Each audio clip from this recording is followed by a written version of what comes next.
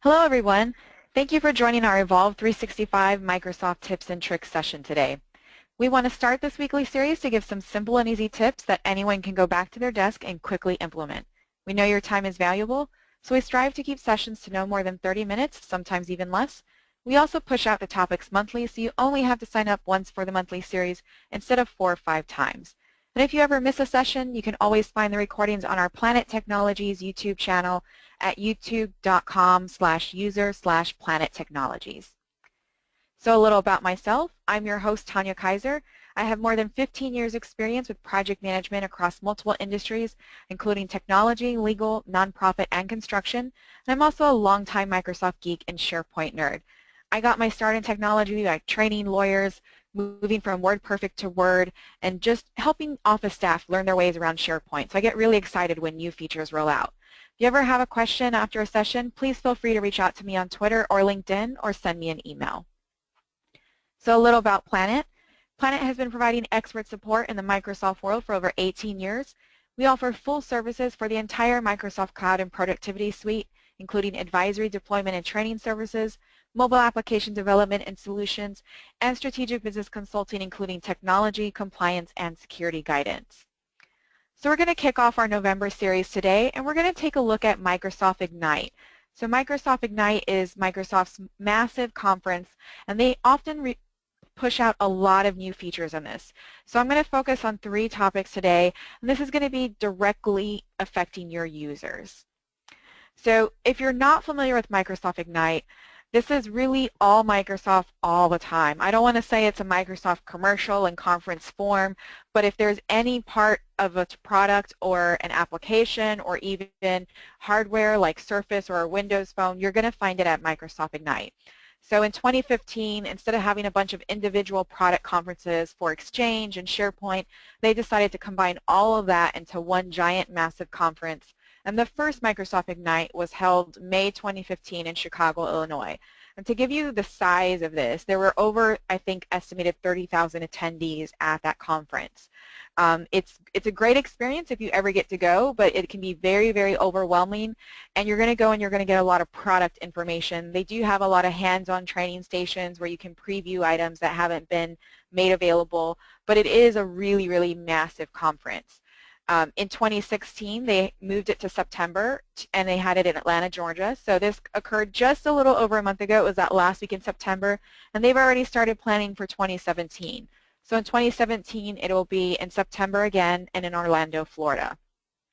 So one thing to know if you're considering attending Microsoft Ignite, the tickets do tend to go really, really quickly, and the full-blown all sessions, all expo pass tickets can be pretty pricey. They're definitely over $2,000, but they do have some other options available. They have student options, they have expo-only passes, so you've got a little bit of flexibility there. But if it is something that you think you're going to attend, you almost want to start planning now because the hotels book up far in advance just because of the number of attendees that go to this conference. Now the great thing is that most sessions are recorded and you can find them online within a few days. Some of the larger items like the keynote by Satya Nadella, the CEO for Microsoft, and some of the other high keynote sessions are actually shown live and you can watch those in real time. To give you another idea of the scope, so for Ignite 2016 there were more than 200 sessions on SharePoint and OneDrive alone, which is why I'm only taking 3 small little topics today to talk about. So that's the other question. How do you get through all of this information when there's so much going on and you think you may have missed something important? I tend to focus on what's directly going to affect myself, my users, or my customers, and things that I may need to prepare for. So for this Ignite, I really honed in on what are changes that are going to be pushed out that are going to directly affect the way a user may interact with a product, whether that's OneDrive, SharePoint, or Office 365 in general, or something that we may have to plan for, like the modern listen libraries that were rolled out earlier this year.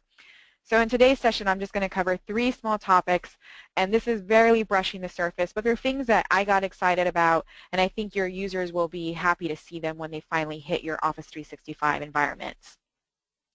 So the first one seems like such a small little item, but we're getting a new updated app launcher.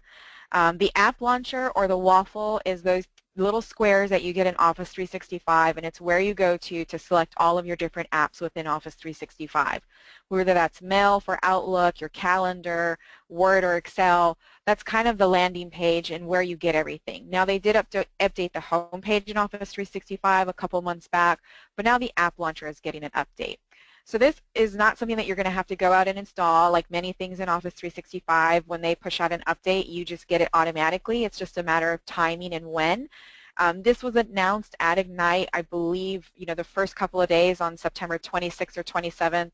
And they said it was going to roll out to first release by the end of September. So I sat there going, well, that's in the next 2 to 3 days. I actually got it right about October 2nd. And I see it in both of my demo tenants that are first release. So it's going to production environments in October. Now, one thing to know about Microsoft timelines is that these are always in a state of flux. So when we say something goes to first release, in September, that may mean early October. And when they say something's going to production environments and general availability in October, you could conceivably see that go through the middle of November. The bottom line for this is if you don't have it yet, you should have it very, very soon. Now, a couple of pros.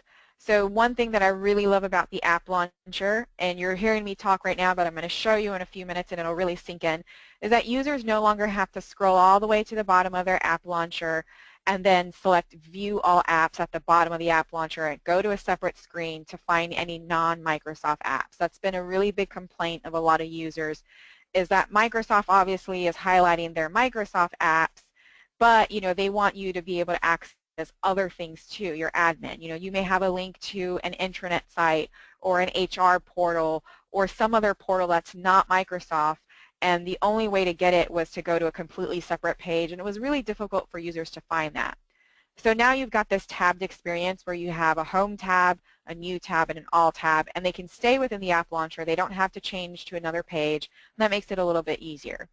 Now the cons. Users are still going to need to pin apps to their Home launcher, so you can't control what apps are automatically there. And there's still no granular control for Office 365 admins to say, I always want users to have Mail and SharePoint. They still can't control that. They leave that up to the user. So one other little thing is that the Office 365 App Launcher will now pick up the color if somebody applied a theme to their page. But we're going to go ahead and go in to one of my demo sites and take a closer look at this. So this is, again, your standard Office 365 homepage, not a whole lot there. When they changed the homepage, it did make your apps come front and center a little bit more, so that was nice, but these are still only your Microsoft apps. In the old App Launcher, this waffle here, a user would have to scroll all the way to the bottom, and there was a link here where it says Get More Apps. This now takes you to the store, but you had this All Apps link where you would have to go to a separate page outside the App Launcher to view all of your apps. And if I click that, you can see it's still going to take me to this other page. So again, that was a little clunky. Users would have to come to this page. Here's the extra app that I want, and then they would have to select the ellipsis. Here you can click App Details, and that's it. In the past, they had to select the ellipsis and pin to Home, and that was the only way you got it on your App Launcher. But now within the App Launcher, you've got a nice tabbed experience, and you're going to have them all in one spot. So I'm going to switch over to my regular user. And if you click this, you'll see that we have a tabbed experience here. So I can click Home, I can click New. There's no brand new apps. When you add a brand new tile to your tenant, this will show up here for a short period, and it'll have a parentheses after there. So it'll say New parentheses 1 or 2, depending how many new apps are there. But if I click All, I can see all of my apps in one location, and at the bottom I can click Other, and I can always come over here and pin this to my Home tab. Again, if I right-click, it does the same thing, and I can also click the app details. So you still have it at the bottom of that list, but it makes it a lot easier for users to find. I did not mean to click into Yammer there, so let me go ahead and go back. It makes it a lot easier for users to find those non-Microsoft apps. And now that I've moved it to my home page, I can come in and I can drag it around. I can choose to resize it just like you could before. So again, same functionality. They can move apps, they can pin apps, but just the fact that they can now find all of their apps in one location is much, much better. And the thing that I love about this is if you have any of those external sites that are outside of Microsoft. So I gave the example of an HR portal. Maybe you have an intranet site that's not SharePoint. Maybe you have, a public site for public facing and you want your users to have a link to that. It's now much easier to put in those links because now they can stay within the app launcher and find them a lot easier. So you can push content out to your users. And again, if I came over here and I changed my theme, this is just kind of a fun thing for users. If I came in and changed it, to one of these themes, it's going to pick up that view from that. So some users really like that seamless experience. Now, to your users who are on Windows 7, this may be a big change the way it looks. To users who are Windows 10, it's going to feel very, very familiar to a Windows 10 screen. So again, this was a very subtle change. If I go back to my other demo account where I'm an admin, it's really easy for admins to come in and add these new tiles to the app launcher. It's the same process as before, but it makes it easier for people to find the link. So as an admin, you would just come in and you would view your organization profile. And for those who aren't admins, this is going to be completely brand new to you, but if you work closely with your admins and they may not be aware of this, you can tell them like, hey, we can now add a tile to our app launcher for our HR portal or for our intranet site. So they're going to come into this organization profile, click Add Custom Tiles, and really you need two pieces of information. You need the URL that you're going to be linking to, and you need a URL for an image. So it's going to require that. And these images, you want to put them on a SharePoint site where it's accessible to everyone so people will actually see that image. And that's kind of it. You put in your tile name, you put in the tile URL, so if this was an external site, you put that in. You type a description, so when they click App Details, they'll see that. And then you type in the image URL. So really it's 4 pieces, but again, you want the image and the URL for where you're going to, and then the actual URL for the site and your description. So it's pretty easy. I found that when you add that tile, it takes a couple hours to populate, but then once it does, users will get a notification. So I already dimmed my notification, but it'll show up here and say, hey, you have one new app because it's been added to the whole tenant by your admin. So again, that's one thing that I think was such a subtle change to come out of Ignite, but it got me really excited because I think it just makes it a lot easier for users to find those non-Microsoft apps. And they have acknowledged on their roadmap that they know admins want to be able to control what's on the app launcher, and it's just in development on the roadmap. So I'm going to go back to my slide deck. And the next thing we're going to talk about is OneDrive for Business updates. Lots and lots of updates have been coming out this year for SharePoint and OneDrive because they're very closely tied together as Microsoft moves for that cloud-first, mobile-first strategy. They really go hand in hand. But the biggest update that came out of this was that you can now copy files and folders from OneDrive to SharePoint, which seems like a very basic thing that you can do in many, many other cloud providers. You can do it with Box, you can do it with Dropbox, you can copy a file from a file share to your local drive or your local drive to a file share, vice versa. But there was this wall between OneDrive and SharePoint, and unless you purchase a third-party product that essentially let you migrate files, there was no way to do this natively. You could do some, really tough workarounds from SharePoint by opening up in File Explorer and doing that, but they were very painful, they were clunky, they took a long time, and now it's a very seamless process. The other piece about that is that you can now sync SharePoint Online and OneDrive for Business folders that have been shared with you. So if I go to OneDrive for Business, I can see items that are shared with me, but if I try to sync those to my computer, the current, or I should say the previous OneDrive for Business sync client really wasn't up to par. So their new sync client is a much smoother process and lets you sync all of those SharePoint Online libraries. They also added a bunch more features in, like new thumbnail previews for over 20 more different files. If you have the mobile application, you'll get a notification when someone shares a file with you. But the biggest one for me was the copying files and folders. Now again, how and when will you get this? Copy is already in first release. It should be rolling out to production soon. I saw this show up in my demo tenants, right at the beginning of October. So I've had it for about a month now, and we're just waiting to see that hit out into production and general availability. What is the pro? Obviously, it makes it so much easier to move files from OneDrive for Business. So if you have that that file progress, that it was a project you were working on and it was on your OneDrive for Business and you shared it, and then it grows and you now got to transfer everything onto SharePoint so it can become part of a larger group project. That could be a very tedious process, having to go and upload files one by one. Much, much simpler process. Now here's the cons, and not really cons, but things that we would love for it to do right now, but we're going to have to wait, and they've told us these are coming. There is a 50 megabyte limit on that copy feature. So if you have any training videos, like I have a couple that are on my OneDrive, you're not going to be able to copy those over. They expect that to be removed early 2017. And the move function is still on the way. So right now it's copying. So then when you copy over that file, you're still going to have one of the files in OneDrive and a file in SharePoint. You want to be really careful when you have two copies of the same file, because that's how people get confused and aren't working on the right version. And the other thing is they're going to be adding in the ability to download multiple files. So right now, if you want to download any files, you still have to select a single file and download it. They say that this is coming by the end of the year, so sometime in Q4. And that's another thing that really, really is going to make a big game changer for people to work on. So again, I'm going to go over to my demo slide. And we're just going to take a look at a regular user who has OneDrive. Now, again, this is all tied to permissions. So somebody's not going to be able to come into their personal OneDrive and then copy files over to a SharePoint site that they don't have permission to. Let me just increase the zoom here a little bit so it's a little easier to see. But if I just come in and I check some folders, you'll notice right away my bar changes, and I've got Move To here, and then I also have Copy To on my menu.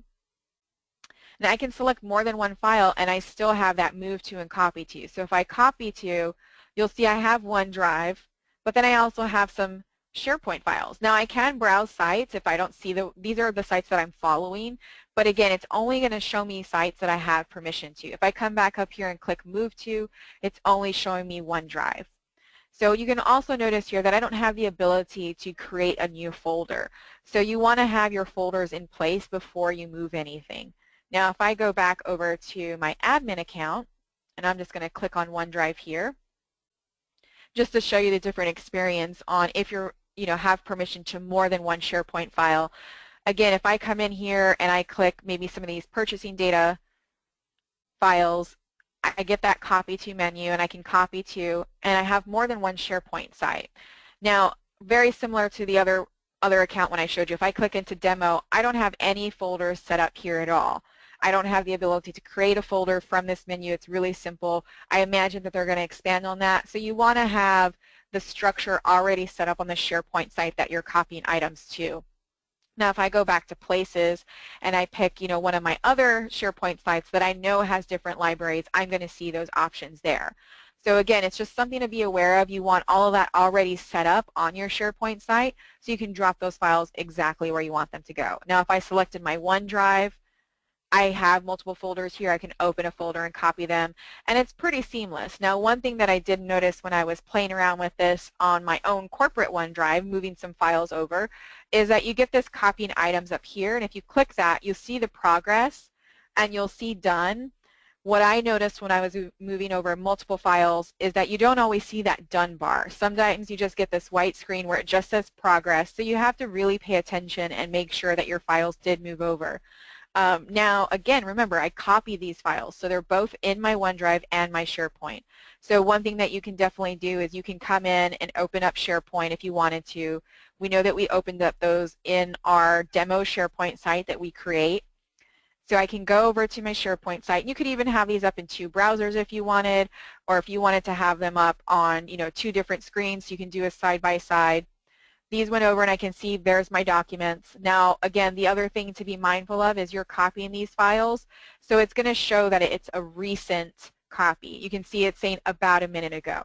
This is still one of those things that if you really want that document history, if I go back to my OneDrive, you can see that these were created, they were last modified September 28th, and they were probably created before then. If I need to maintain that document history with dates and times and original authors and editors, the only way you're going to do that right now is with a third-party product that's actually migrating the files from one location to another and maintaining that document history. It depends on your organization what kind of controls you have. But for personal files that were on your OneDrive and that have grown to a project file and need to be moved, this is an amazing tool to have. Just be aware of these couple of things. So what I've done, now that I know that these files are in SharePoint, they're still selected on my OneDrive, and I just go in and I delete them. Now this is sending them to my recycle bin. So if for whatever reason I decided that was a big mistake, I can come back and restore these. But remember, they don't stay in your recycle bin forever. Again, really, really subtle update. A lot of people have been saying, Dropbox Box has had this for years. Why are we just now getting on SharePoint and OneDrive? But we're going to see a lot more changes come down the line. So that's just a quick look at this. Again, really, really subtle change. Now, I'll show you right now some files that are shared with me. If I came over here and I click this, I don't have the option to move or copy those. The reason is I do not own those files. So these are only for files that you are the owner of. That's always something to be mindful of. I know this is slightly different in Google Apps and other things, but within Microsoft and the Office 365 and SharePoint world, everything that you're allowed to do is controlled by those permissions. So just like I showed you on my other user, I'm not going to be able to, copy files to a SharePoint site that I have no permission to. I'm not going to be able to move files, or copy files to anywhere if I don't own them. All I can do is open them, and if I have permissions to view them, all I can do is view them. If I have permissions to edit them, I can edit them, or I can remove them from my list. So it's all going to be going back to your permissions, what you can do. So going back to my slide template, again, the big change is you can now copy files and folders from OneDrive to SharePoint. We are going to get moved, the ability to just move them, so you don't have to make sure you don't have two copies. My workaround right now is they're still selected in OneDrive. Once I confirm that they moved over to SharePoint, I delete them, but that is going to be on the way. And then that 50 meg file limit should be removed in early 2017. So the other change is SharePoint Online updates. And this one is almost tied exactly to the OneDrive for Business update. We've already seen a ton of SharePoint updates come out this year. So we've seen at the May 4th, future SharePoint event, we saw them announce, modern lists and libraries and the first SharePoint mobile app on iOS. Those have all been released. We've also now got modern team pages, which were announced at Ignite. If you haven't seen these on your SharePoint environment yet, it may be that one of your admins made the decision to completely remove the modern experience. Maybe you have custom branding, so they turned it off. But the other two big updates that came out of Ignite is that now the SharePoint mobile app is available on Android and Windows. And I demoed this a couple of weeks back on the Android app. I showed, in one of our tips and tricks session, the Android apps, and I did include SharePoint in that. Windows mobile app is also available. The Windows, the big complaint there with Windows phones is that they're not getting a lot of the same features. It definitely is not getting the attention at Microsoft. So we're going to see more and more apps pushed to iOS and Android first. You have that same improved sync functionality with the new OneDrive for Business client sync. And this is something that, if you follow the history of the OneDrive and OneDrive for Business sync clients, it's been very, very convoluted. You had one sync client for personal OneDrive, a different one for OneDrive for Business. Now there's one sync client, and it's supposed to be the one to sync everything. That's a very, very storied past. I've seen a lot of good come with this new sync client, especially when it comes to syncing SharePoint libraries. And now that you can move files from OneDrive to SharePoint, there's even more reason to try out that new sync client if you've kind of held off. Again, when are you going to get it? The mobile apps are available now. I've played around with it on iOS for quite a while since the iOS app was released in June, and since they announced the Android app with Ignite in September, I've played around with that one as well. Of course, what are these pros? The functionality for sync is great, especially now that you can copy files from OneDrive to SharePoint. So this just leads to more SharePoint user adoption. Now, the cons on this, again, and it's always just take it with a grain of salt, it's very unique to each organization and how you're running your environment. The modern lists, libraries, and pages that have been rolled out, they're being rolled out because they want this mobile-first, cloud-first strategy. So they really want a uniform experience no matter what device you're on, whether it's a desktop, a laptop, a Surface, an iPad, or a mobile device like an iPhone or an Android phone. They want that experience to be the same. Now the problem is if you have a lot of really intensive lists, you can't do the same functions with modern lists as you can do with classic lists. Or if you have any custom branding on your sites, those modern list libraries and the modern pages may break your custom branding. So you can always go in at a list and library level and default to the classic experience, or your admin can go in at the site level and say we're going to be on classic. So, there may be a decision that some people have to make. We know that classic and modern are both going to be around. They've committed to supporting classic through 2017, but at some point, some people may need to decide, well, are we going to redo our list? Are we going to remove the branding from our site and just move forward with the modern experience? The other thing that really is good to know, especially with the copying function coming to OneDrive and the later moving function coming to OneDrive, is this is probably a good time to revisit some training for your users or governance. If you've kind of rolled out SharePoint Online and you really haven't talked through governance a lot, you just said, well, people know how to share, let them go ahead and share things. This is a perfect time to kind of regroup, decide on some governance for OneDrive. Are we going to allow external sharing? Are we going to have any rules around when people move a file? Do we want to make sure that we're fine with losing that document history if something was in OneDrive and now it's in SharePoint? This is a great time to revisit that. I don't consider that a con. It's more of something to be aware of with these changes coming, because there's going to be more down the line. So the other thing that I wanted to show you is not quite a demo, since we've already looked at OneDrive to SharePoint and we've seen modern SharePoint libraries. Like I mentioned, there were over 200 sessions at Ignite just on SharePoint and OneDrive. So if you go out to YouTube and you just search for Microsoft Ignite, you'll find the Microsoft Ignite channel, and you can see there's all kinds of different videos, and they've got quite a bit of videos out here. So this is only a sampling of them. You can find the keynote. You can find other videos out there. So this is a great channel to come and look at if you want to find some of those key videos that I mentioned. Again, you can go through the video list and see just how many are out there. There's quite a bit of them. They also have things broken down into playlists. So the Microsoft Mechanics is another one that is good to watch. And I also have those on a completely separate tab here. And they get a little bit deeper in and they do some demos on things. So if you want to go and look only on the Azure topics, only on Office, only on Surface, they break it up really well. Now the other source is Channel 9. So Channel 9 also does live things. They have a session going on right now from the Future Decoded in London. You could view that live if you wanted to. And then you can just go out there and search some of the blogs. So I really love the blogs when they come back and recap items. And that's really just, I believe it's blogs.office.com. And you can drill that down by team. So again, here's a recap on October news for Windows 10. But if you scroll through, you can easily see, the Office 365 team is here. And then you'll scroll through and you'll find things on the OneDrive team, on, the OneNote team. So it's really, really an easy way to get up-to-date information on what's happening with these products. There's a lot of blog posts out there that came out right after Ignite, and they'll go into a little bit more detail on some of these changes.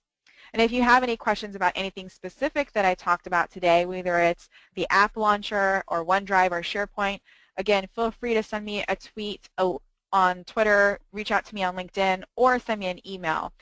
There's still going to be more changes coming, as you can see from this slide. This is one of the ones that they showed at Ignite. You can see some of these things have already started on that rolling out: shared folders and SharePoint Online Sync, mobile sharing notifications, sharing links for folders. We haven't seen the download multiple files yet on browser. I'm really waiting for that one to show up. And copy from OneDrive to SharePoint is already available on first release. And then again, support for iOS 10 and Android N. You can see in Q4, which we're already in, we've still got some of these items to come by. And then they even have, the first half of 2017. So they have these roadmaps out there. Again, when it comes to timelines, there's definitely some flexibility in those timelines. But if you haven't seen some of these updates yet, you should be seeing them very soon, especially when it comes to the app launcher. So again, we know that there's going to be even more changes coming to Office 365, and this is the thing that people struggle with. Just like I mentioned with SharePoint Online, this is a great time to revisit some user training or talk about governance if you haven't already done that, and that's something that organizations struggle with. And one thing that Planet Technologies offers is our subscription-based help desk as a service for Microsoft Office 365 called Evolve 365. And this is a standalone help desk service that has more than 28,000 on-demand self-help videos, and its sole purpose is to help increase your end-user adoption and evolve your organization to be more productive. So it takes the weight off of your own help desk staff and your own training team to keep up to date with all of these changes and push that information out to your users. Our content team does a fabulous job. Once we know a change has hit, general availability in production, they go out and update all of our videos so our content is always up to date with what Office 365 looks like. So when we see that, copy files to SharePoint finally hit general release and production, we'll go out and update our content in a matter of days, if at the longest, maybe a week or two.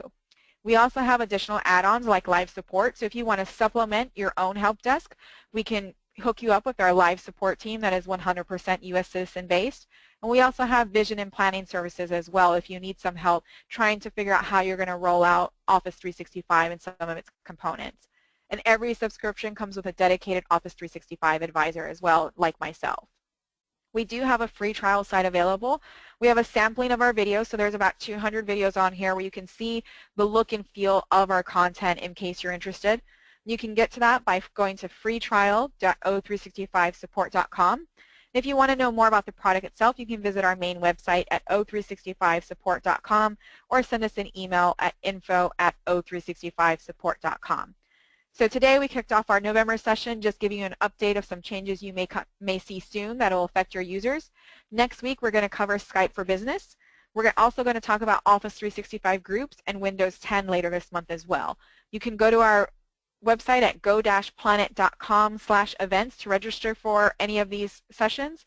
And you can always find the recordings for our sessions and our other webcasts on our YouTube channel at youtube.com/user/planettechnologies. I haven't seen any questions, but again, feel free to reach out to me on Twitter, LinkedIn, or email if you ever have any questions after a session. I want to thank everybody for their time today, and I hope to see you online next week.